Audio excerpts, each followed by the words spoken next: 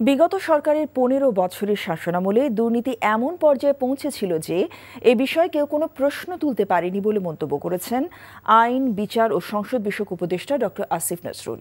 দুর্নীতির বিচার না হওয়াটাও একটি সংস্কৃতিতে পরিণত হয়ে গিয়েছিল বলেও মন্তব্য করেন তিনি। সকালে আন্তর্জাতিক দুর্নীতি বিরোধী দিবসের আলোচনায় এ কথা বলেন তিনি।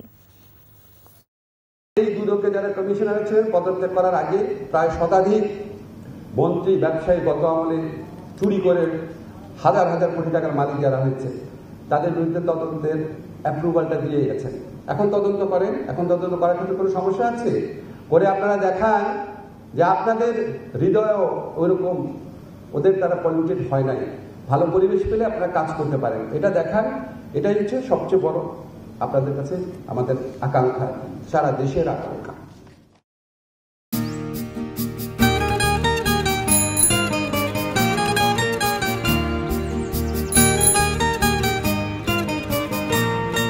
শুনেন, পুরুষ মানুষ তো এভাবে ভয় পেলে চলে না, মুখে সাহস রাখতে হয়।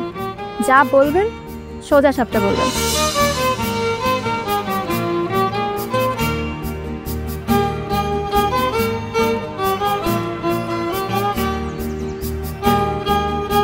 তো এই শীতে যে শীতের কাপড় ছাড়া আসছো, এটা কি ঠিক আছে?